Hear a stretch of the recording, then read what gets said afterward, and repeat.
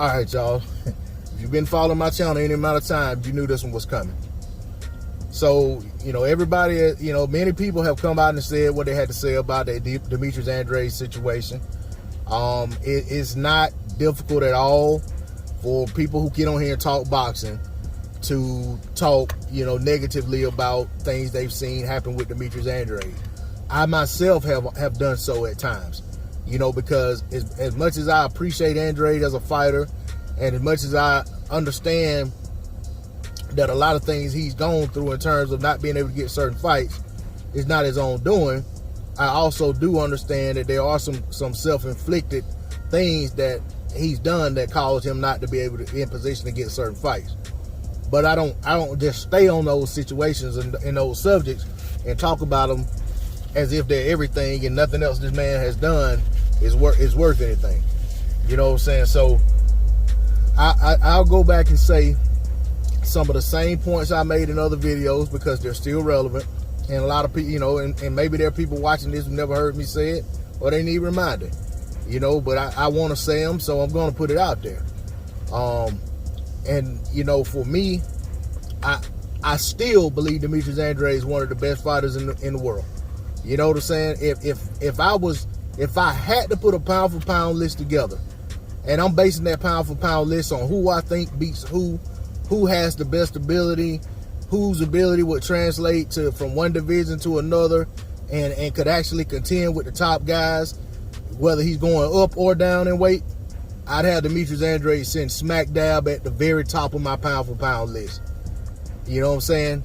There you have it. That's how strongly I feel about the guy's ability in the ring. I think Demetrius Andrade, when it comes to talent, is probably pound for pound the best fighter in the sport. You know what I'm saying? And that's just what it is. And he's not my favorite fighter. So let me put that on the put that out there. But when it comes to the things that's going on let me start with the Zhanibek situation.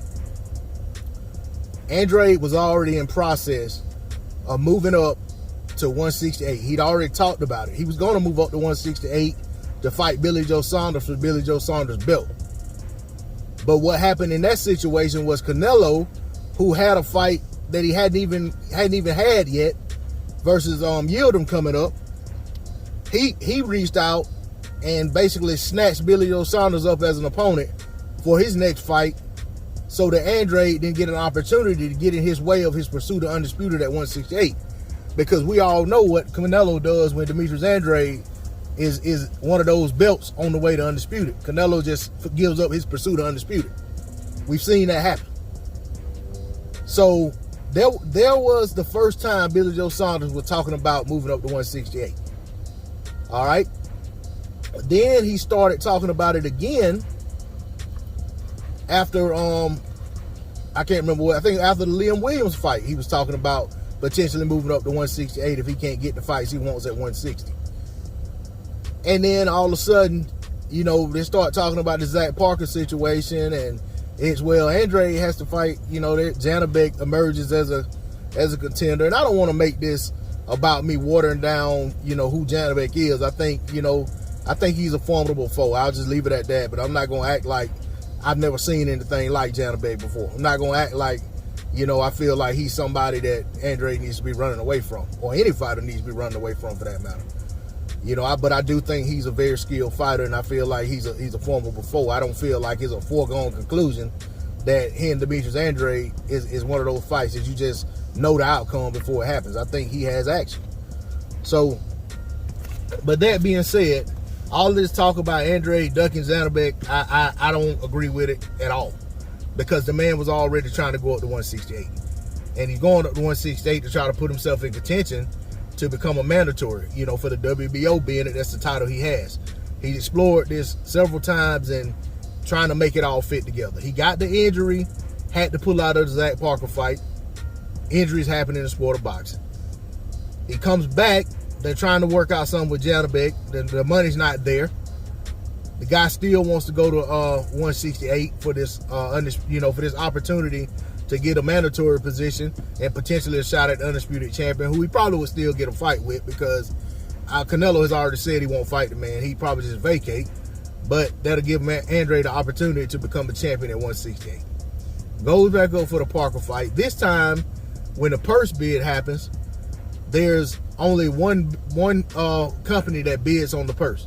Part of that may have been because the fight was already pretty much done and Andrade pulls out, so they're probably like, man, I don't want to move with this. He might pull out the fight again, might get injured again, whatever.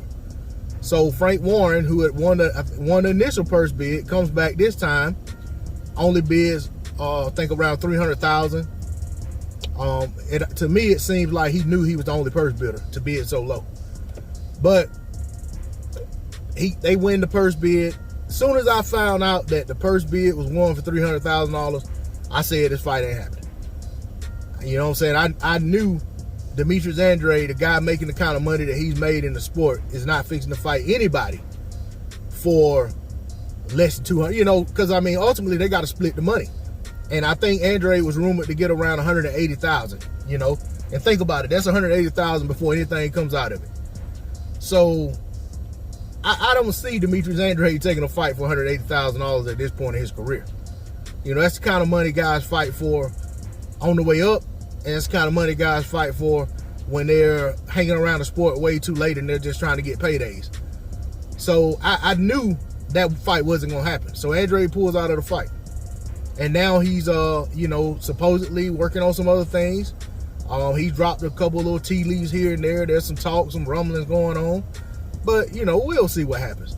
Andrade, you know, gets criticized for going to the zone and, you know, basically saying he went to the zone chasing money instead of legacy. But all the legacy fights for Andrade was over there at the zone. The only fight for Andrade that was looked at as a big fight at 160 pounds that wasn't versus a guy that was with the zone would have been the Jermall Charlo fight. And according to reports, the zone tried to make that fight, and it wasn't disputed by the other side. You know, so with that being said, the guy went where the action was. You know, he couldn't get the fight with Canelo, couldn't get the fight with Triple G. Daniel Jacobs couldn't get that fight. Derenchenko was there, you know, fighting the zone fighters. No, he's a PBC fighter, but he was fighting a lot of fights on the zone. He didn't fight Andrade either. You know what I'm saying? Jaime Munguia wouldn't fight Andrade. You know what I'm saying? So when the guy's over there basically fighting, and he's fighting in a quote-unquote stable full of guys that are names in his division but can't get action with none of those guys, I can't see how people can let it fly out of their mouth that he went chasing money and went to the wrong side when in his division all of the names are over there. And if you want to contrast that with Jermall Charlo, look at who Jermall Charlo's been fighting while Demetrius Andrade's been over there at the zone. It's not like he's fighting the creme de la creme over there at PBC. There's not really anybody in the division for him to fight. He's been feasting on 154-pound fighters. So I think Andrade went where he was supposed to go. And prior to that, Andrade actually had signed with HBO, but then we know what happened with HBO. HBO went belly up, fooling around with Canelo and Triple G. So, to me, some of the criticism the guy gets is unwarranted, but I also know that a lot of people just got a, you know, bad taste in their mouth about Demetrius Andrade. And, you know what I'm saying, they're going to, every opportunity that there's a chance to, you know, to belittle him or to put down, you know, over critique anything he does, they're going to take it. But and in some cases, it's rightfully so. You know, he has made some decisions that are very questionable. But I will be the first to tell you that pulling out of this Zach Parker fight, although it had implications of a potential mandatory position, you already, the guy who is the champion has already told you he's not going to fight you. And then you're going to go over here and you're going to take this fight for pennies on the dollar versus what you've been making. That's like me. I like my job, but I would not go do my job for any less than what I'm making right now. Let alone if we talking about, you know, a third of what I make. You know what I'm saying? I go find somewhere else to work. There's too many other opportunities out there. So I can relate to it in that sense. And I'm not getting punched in the face at work every day. But I'm gonna leave it at that. That's all I got on it. Y'all knew this one was coming, you know. So I had to put my perspective. Excuse me. I had to put my perspective on it, my point of view, and give you my take and let you know how I feel about it. And most of the time, you know, my views on Demetrius Andrade are pretty much just my views, and they're usually not shared by even the most diehard of supporters of this channel. And I only have a handful of those anyway, but you know, but I'm gonna put that out there, you know what I'm saying? Because I just don't see it the way a lot of people are spinning it. I just don't see it that way. But that's all I got on it. D-Lo 404 Boxing. Like, share, comment, subscribe. I'm out. Peace.